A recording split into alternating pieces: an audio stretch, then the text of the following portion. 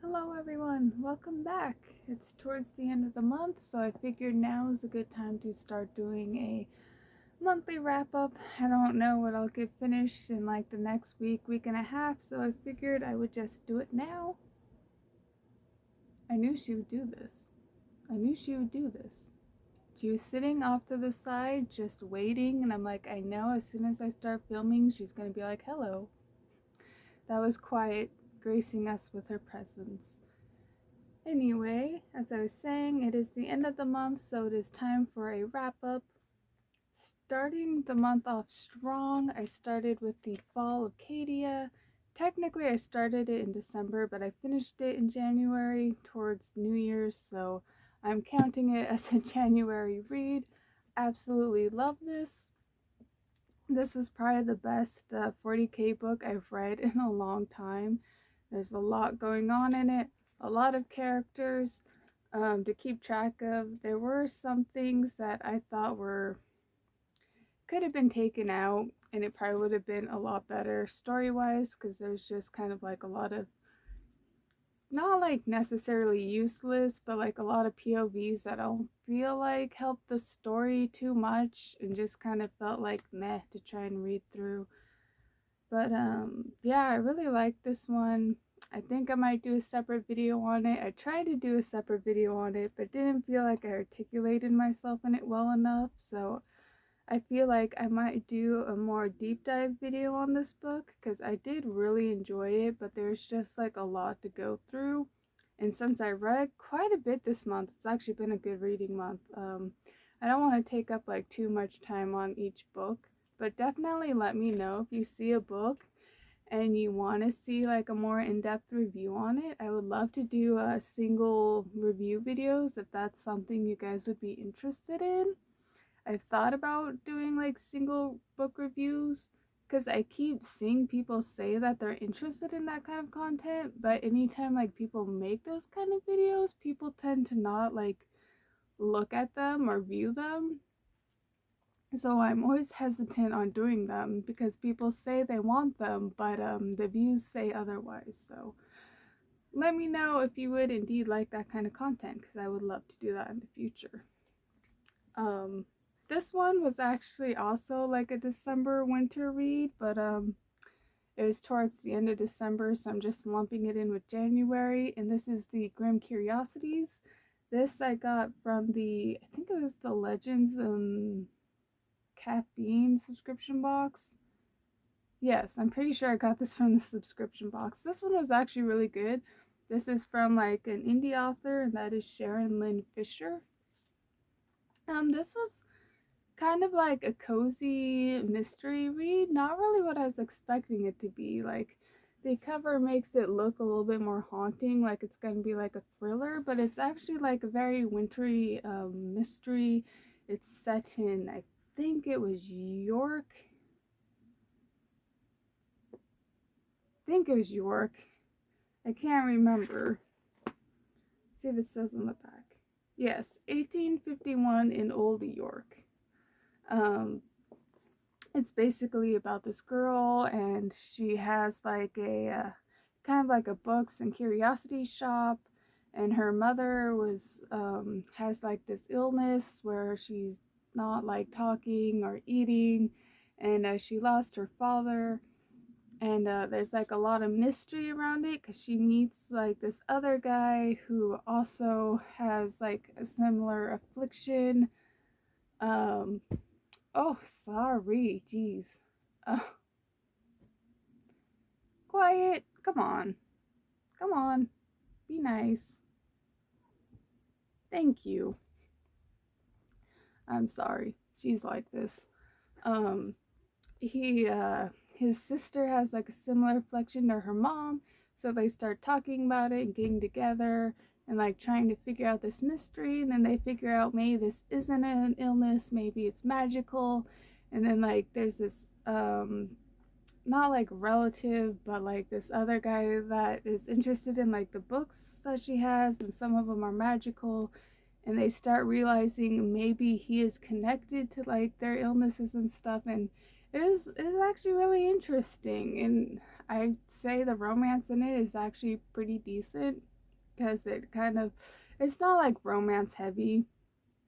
I would say like over a little halfway, it starts kind of getting a little in the romance area, but it's actually pretty good. I highly recommend, especially if you want like a wintry Christmas read, because it does take place around winter and Christmas, and they talk about the snow and everything like that.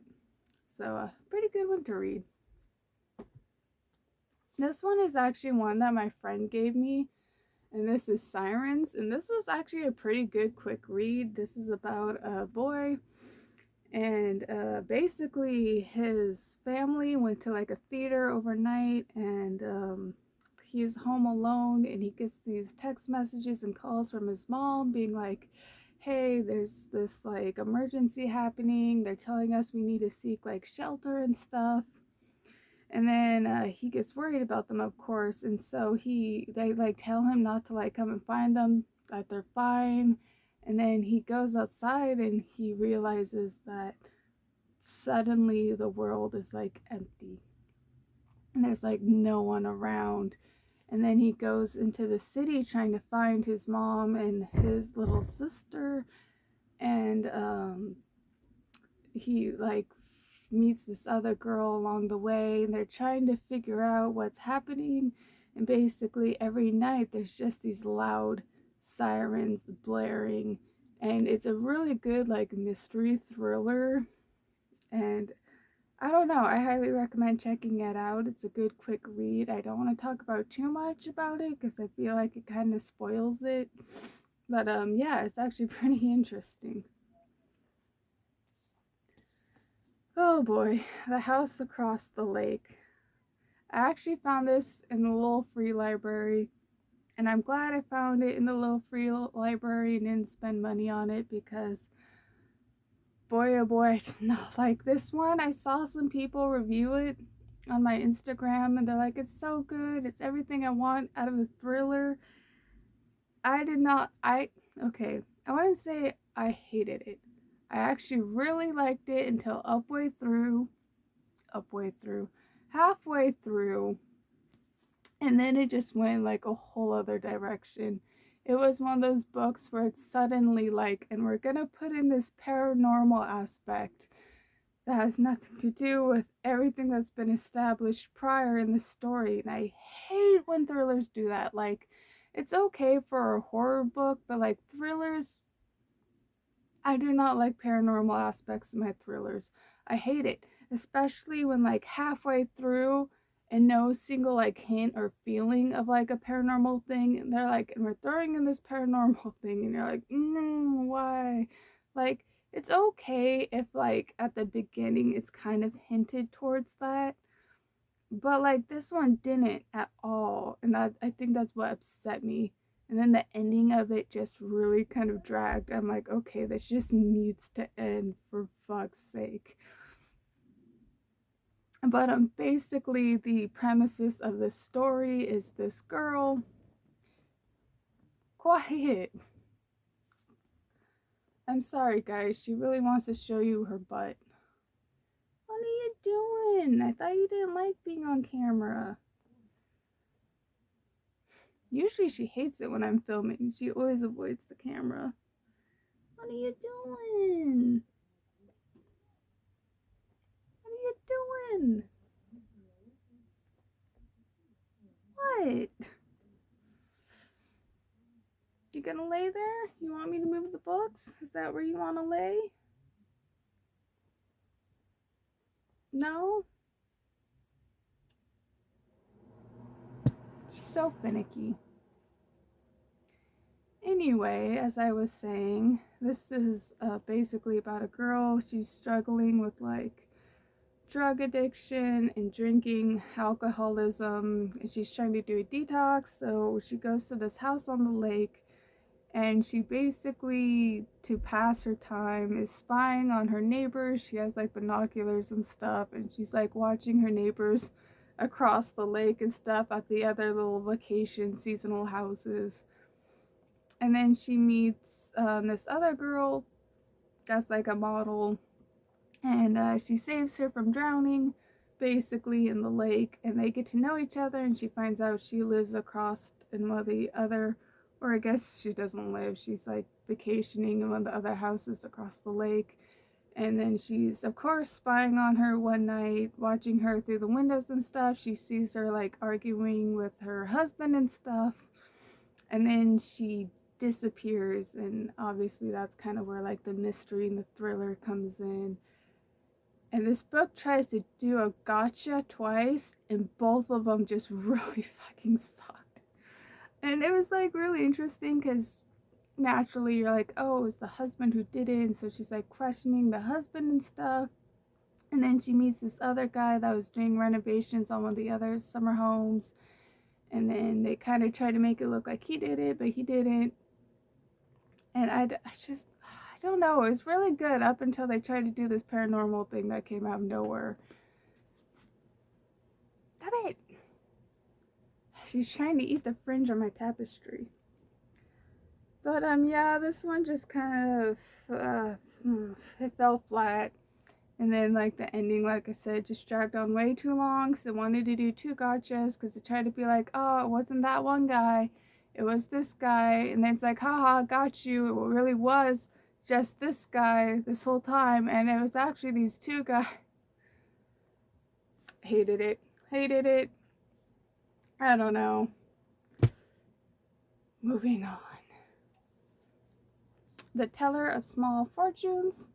This was from Al Craig's adult box, I think it was, which is odd because I thought this was a YA novel, but apparently it's an adult novel. I'm really glad I got in the box because I had been looking at this on Barnes and Noble, and so I was actually quite excited to get this one. And this one's a really pretty edition, like the edges and stuff. This is a nice cozy fantasy read. This is one of those books where it's not about the journey, it's about the people you meet along the way. And there is, of course, like a bit of a story for like their adventure and stuff to kind of like move it forward. But this is like a nice little cozy adventure, especially for people that like a little bit of action. And the story is basically just about this girl, and she can tell like little fortunes, not big ones, just little absurd things like, oh, your daughter's gonna get a kitten or something like that. And she basically just kind of travels around with her wares, and she sells like her little fortunes and stuff. And then that's how like she meets these people, and that's how she gets like her little caravan and everything together. So yeah, it was a really cute read. I highly recommend it if you like cozy fantasy. If you don't like cozy fantasy, then you might find this one to be a little boring. I thought it was pretty relaxing just to listen to. I read part of the, or I guess I listened to part of the audiobook and then like read the book simultaneously. It's just kind of a nice relaxing read when you just don't want something stressful. Um, Next one is Shrubly the Monster Adventurer. I absolutely love this one. This one I'm going to do a separate review video for just because this is a very chunky book and there is a lot to talk about in this one. But essentially, this is a book about this little shrub who dreams of being an adventurer, and it's very good, especially if you like a good old classic fantasy. And I will kind of leave it at that just because I don't want to get too much into it, especially since I'm doing a separate review for it, and I still have like 5 to 6 other books to get through. Alright, on to my Libby reads.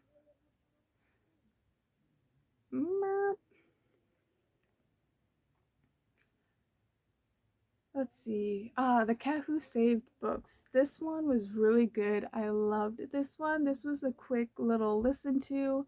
Um, it's basically about this kid whose grandpa passed away, and he's in his bookshop and kind of trying to come to terms with like the grief and losing the bookshop. And then this cat just kind of stumbles into his shop one day and is like, hey, I need you to help me save these books. And he basically goes on an adventure with this talking cat to save these books, and it's really good because it really talks about like how we're consuming our media and culture. Like, you get on TikTok and you see people being like, "Oh, text is too much to read. I just read like the dialogue," or "I speed up my audiobooks." And it really like addresses that kind of mentality. It's really good. Like, he basically goes through these labyrinths, and at the end of the labyrinth is a person, and they have to like convince these people of like basically questioning how they're going about reading these books and intaking the information, and if it's actually enjoyable or not. Because like there's one where it's like um it kind of like addresses people reading like cliff notes and stuff, where he's like cutting up these books and just keeping small little clippets of the books, and it's like, well, if you do that to Mozart, like this was a really good example. Like the guy really liked Mozart and he liked listening to classical music, and so he takes his song and he starts speeding it up and like pausing it and like chopping it up.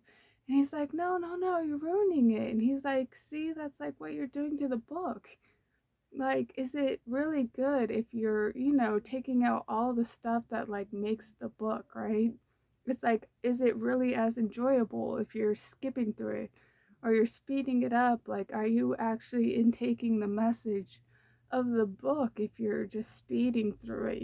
So it's a really interesting commentary basically on like how we're consuming our media, and if we're really getting the full message or enjoyment out of these books the way we are consuming them in today's society. It was just really good, and I really enjoyed the message of it. The next one I read was Legendary. I really liked the first book in the series. I actually thought I'd like it. I liked it actually a lot more than I initially thought I was going to. Legendary is the second book, and I will say this one is just as good as the first one. Basically, this is about a caraval master, and he has like these magic powers, and he puts on like these big, fanciful carnivals. And basically, it's about like these two sisters, and they go to this caraval, and because it's kind of like a game, and if you win this game, you get like a prize. And the first book basically had like this whole plot line where they're like trying to get away from their abusive father and stuff, and the second one picks up after that, and it kind of turns more into like the romanticy aspect. But they do have like a reason of, how would you say, for like winning the second game and stuff.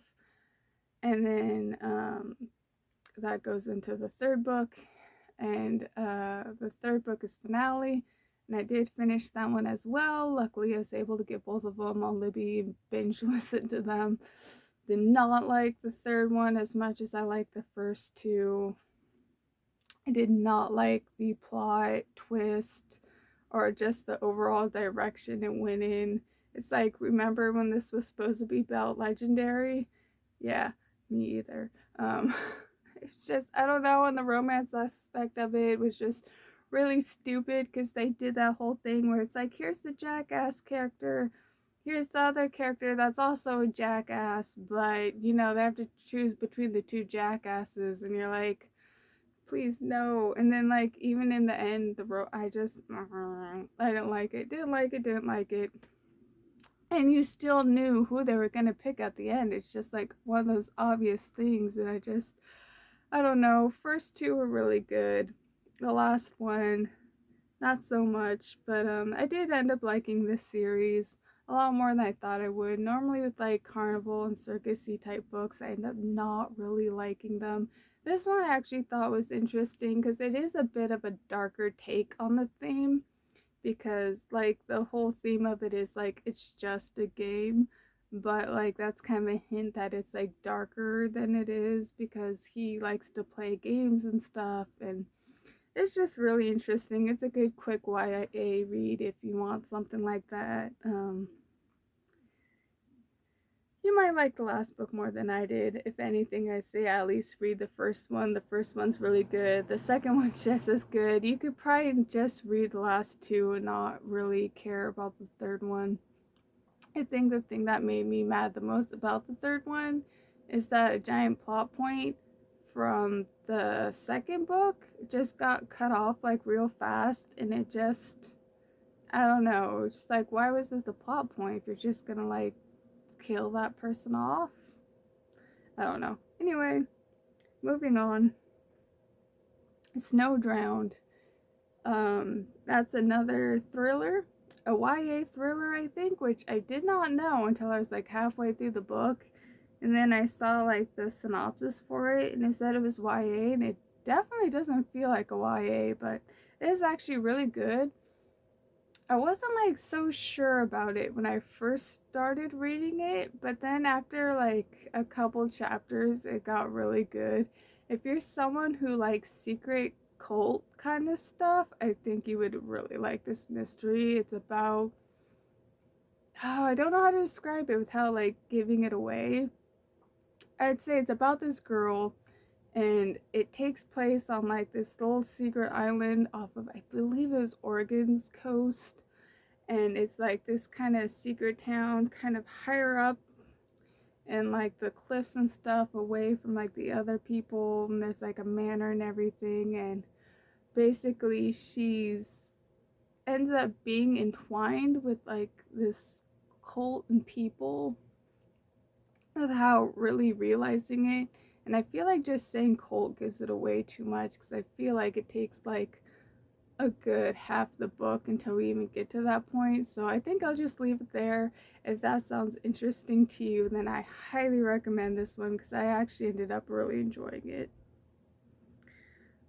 The Tatami Galaxy. This is based off of the anime, and it's alright. It's a decent light novel to get through. It does feel a bit not necessarily exactly like the anime, but it follows it pretty closely. If you're a fan of that, I think you would like this one.